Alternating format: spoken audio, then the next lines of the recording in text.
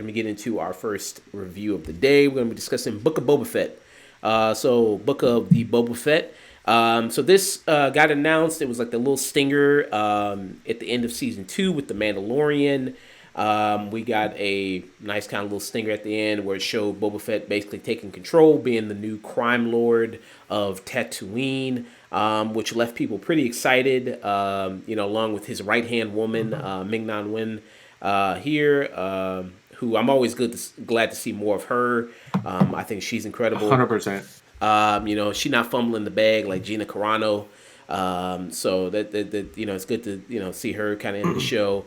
And Boba Fett as a character, I've never really cared too much about Boba Fett as a character. Honestly, you can say it, dude. You can say it. For like the entire 30 years that people have had him on the list of best Star Wars characters, that man ain't done shit.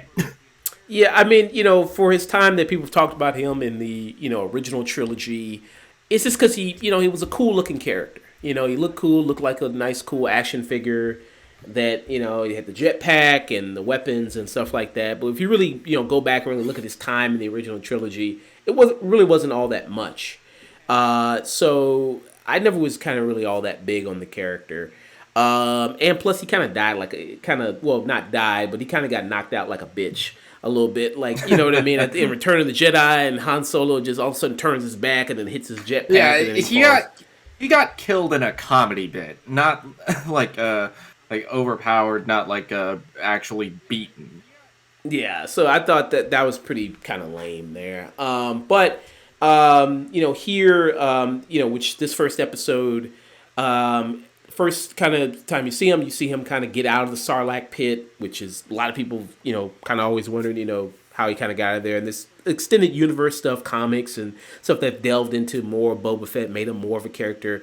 I haven't really read a lot of the extended universe stuff. I don't know if you have with Boba Fett or anything like that, or just Star Wars stuff in general. I think I maybe picked up one or two of those Star Wars books at the Scholastic Book Fair during middle school. Okay. So I haven't really read too much of the extended material, so I can't really come from that perspective. Just stuff I mainly see from the shows and movies and stuff, like Clone Wars and Rebels and things like that. I've watched the majority of that stuff. And I, more and more they've tried to really kind of flesh him out, put more stuff, as a character, probably pump him up more as a character. And here I think it puts for me the real saving grace of his character was his appearance in season 2 of Mandalorian. Yeah, I thought he ended up being good. One of the highlights of that season.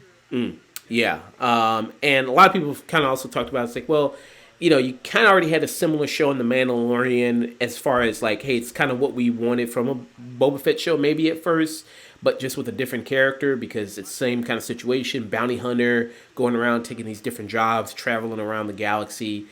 So what are you going to do differently from, here with kind of the Boba Fett character? So, here, like I said, making him a crime lord of Tatooine, replacing the old one. And I feel like, that's kind of an interesting way to take things. He's never been quite a leader before, which many people have remarked before. This dude is known for being a loner and purely a bounty hunter, assassin. But I think now that, you have Tamir Morrison, who's making a return as Boba Fett again, after, so many years, which is also pretty impressive, to see him back. And I think what is kind of cool here is that you do have a much older guy who's playing this action hero. And I think they're kind of playing it as he can't really do the bounty hunting thing, traveling the galaxy, be this, kind of badass character like that sort of way anymore.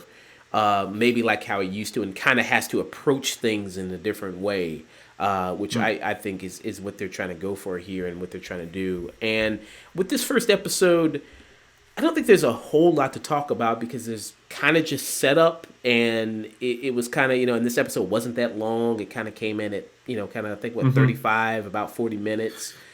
Yeah, I think this episode, it's kind of the same length as an average one of Mandalorian. It's 35, 40 minutes, and much like with the premiere episode of that show, a lot of it was purely setup.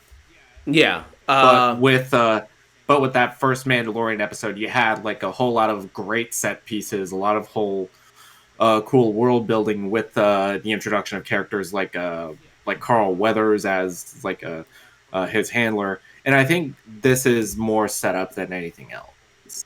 Yeah. So a lot of this first episode is kind of set up because it does introduce you to how he got out of the Sarlacc pit, which was a great scene, by the way, of how he kind of got out of there and everything, Mm-hmm. and him kind of being toted around by all these different people. It's funny that his escape literally was the scene described in one of Patton Oswalt's filibusters, where he was just describing the next Star Wars. I mean, maybe he should get credit. Yeah, maybe he should just they should actually give him some writing credit in this episode. And this episode, by the way, is directed by Robert Rodriguez, written by John Favreau. And so, it is kind of a lot of setup of showing you kind of what he's been doing, kind of a little bit at first, breaking down Starlight Pit, what kind of happened to him in the little bit of afterwards there. And I thought, okay, that was pretty good, pretty nice kind of introduction there. But as the episode kind of continued on, yeah, like you said, mostly just kind of set up stuff, kind of laying the basis of what it's kind of going to be, happening maybe Mm-hmm. throughout the season, and nothing really, it's not really much plot really kind of going on here. A lot of people remarked how maybe he's a little too nice. Maybe it's not a little bit too much of the Boba Fett that we've known before, being kind of more cruel, more ruthless. One, I think that it's a learning curve because he's taken a new position that he hasn't taken before and being the boss. And maybe he's Mm-hmm. looking at things. You know how like maybe sometimes you're trying to take charge and you're like, okay, other guy, the guy was an asshole. I'm gonna try to be friends with people. Try to Mm-hmm. get work my way in there. You know what I mean, at your job, and maybe you kind of take a leadership position, and you're like, okay, I'm gonna maybe try to be friends with everybody, and maybe that way I can maybe get things done. And so I think Yeah, maybe when you take a new like leadership position, when you've kind of been a subordinate, you've kind of seen what works and what doesn't. yeah. And maybe he saw a lot more shit that Jabba was doing wrong than he was doing right, and he's trying to amend some of that. That's kind of how I read this. Yeah, and Also, Boba comes from a very like traditional honor based culture, so he wants to, give people like a chance to. He wants to give people a benefit of the doubt at least, with the like, hey, I'm gonna come to you. I'm gonna be straight up. If you're not, I'm gonna fuck you up, and yeah, I'll give you a chance. First one's free. yeah. I mean, he's trying to, like I said, set things off on a good note, and and she's trying to tell him like, him, being this right here woman, like, I mean, maybe his ways were bad, but I mean, it did work in a sense because he did deliver, results, and he did, people did fear him, and sometimes she says fear is better than just respect.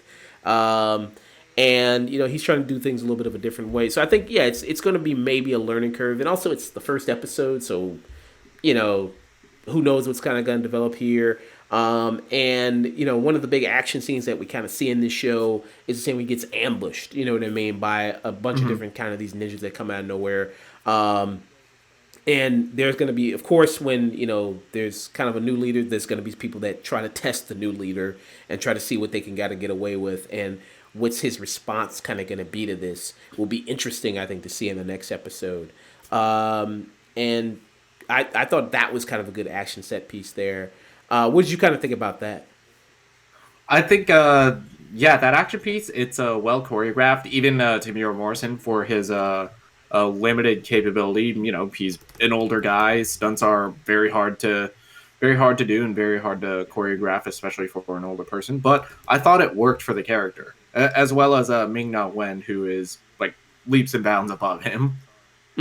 Yeah, she's got a lot of experience, in that kind of realm. Yeah, I mean, I think this was just an okay first episode.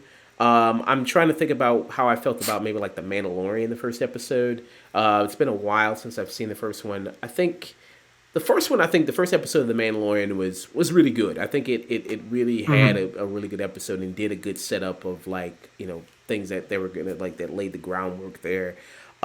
This one, I mean, I think the premise of like him being a crime lord and kind of taking over things is interesting and could develop into some really good things and some really good stories depending on where they go from it, which is pretty nice. So, I'm going to continue to watch it.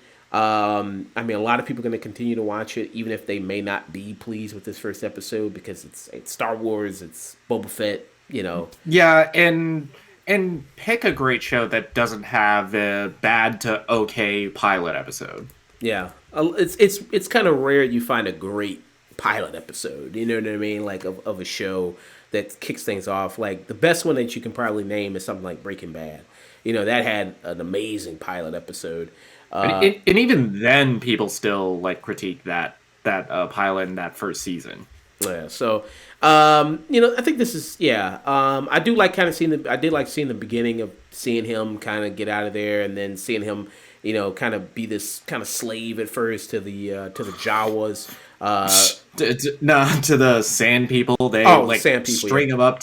They tie him up, wake him up just to jump him, Yeah. which is one of the funniest scenes I.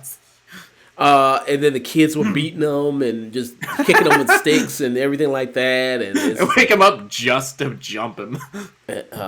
And yeah, I mean, I thought that was pretty good. And there's good comedy too with the other like person he was with, and just complete snitch. And you didn't even understand why he was snitching. It's like, why That are you man was a snitching? I don't know. bitch. Yeah, I was just like, why are you snitching, bro? Like, come on. But and then he just went off running. I'm like, and I did think, where are you going to run to? I mean, yeah, I'm like, where are you really going to go? It's nothing but desert. It's nothing but just pure desert. But Yeah, it's like, what are you gonna say? yeah. What do you get? What are you gonna do? Run into another fucking Sarlacc? Yeah, yeah. So, but, um, what did you think about Ming Na Wen in this episode? What did you kind of think about her? I think she's kind of the highlight. Even in stuff I like Tamira Morrison in, I think he's not. He's good at playing stoic characters, but he's not great at emotion. And I think Ming Na Wen. I think a lot of the beats of the show are gonna end up being carried by her, which is always a good thing because she's always awesome. Yeah. And it was kind of nice, they, also kind of in the show, you see that a lot of the locals, paying him tribute, giving him things, show respect, very much like kind of like a mafioso type situation type deal. Yeah, and his droid, who is voiced by the wonderful Matt Berry. Oh, yeah. Oh, very nice. Yeah. And so, and what did you kind of think about the other locals of kind of Tatooine? Because this is kind of like I'm also interested to explore more of the city of Tatooine because I don't think we've really done that a whole lot in kind of the movies or the shows. It's just mostly been a lot of desert stuff. Likewise, we don't really see a lot of. Well, we see a lot of Tatooine, but we don't really get to know a lot of the locals there. We don't get to see a lot of the way the culture works there. Like, this is probably the most time we've spent with the Sand People in like 30 some odd years of Star Wars, and we get to peek at the Jawas, even more so than we did in their first appearance in like episode 2 of Mandalorian, where they just see that Mando's like gone away for a minute and they leave his shit on bricks. It was like they just robbed Boba Fett passed out in the desert. Yeah, I mean they just see his body poke it a couple times and straight up rob him. Yeah, just kick him in the face. He tries to stop him a little bit and just absolutely just kicks him in the face. Yeah. Yeah. So I don't know. I mean, if I had to say as a pilot goes, I think it's just an okay pilot. Not really anything exciting, or thrilling. It's just okay. It's just fine. Yeah, that's probably where I'm at with it too. At least for this pilot episode, I'm just like, it's all right. Yeah. What'd you think about the creature that came out? I thought the creature didn't really look all that good. I was surprised at how it didn't kind of look that good. I think the creature design in Star Wars, it's always going to be a highlight because that's something that this world is known for.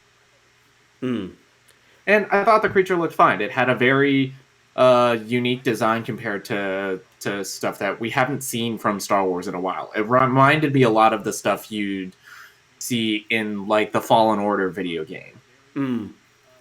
Okay. Yeah. But just because I was kind of comparing it a little bit, like you see like some of the aliens in Mandalorian, and those look Hmm. spectacular. Like the scene where the Mandalorian he fought that like giant bull or Oh, like whatever. the crate dragon. Yeah. Yeah. That looks fan. Yeah, that scene looks amazing. But I'd imagine that this show could not have been in development for that long, and it's possible that it was a rush production because it wasn't even announced until a year ago when The Mandalorian season 2 ended. Okay. Maybe. Yeah, yeah. So we'll keep track of it. I don't know if we're Yeah. gonna maybe do weekly episode reviews of it. Maybe wait till the season starts. I don't know. We'll see. Because sometimes with these shows, something big happens and then it trends. So I don't know. So we might discuss it. Depends. Going on a week by week basis.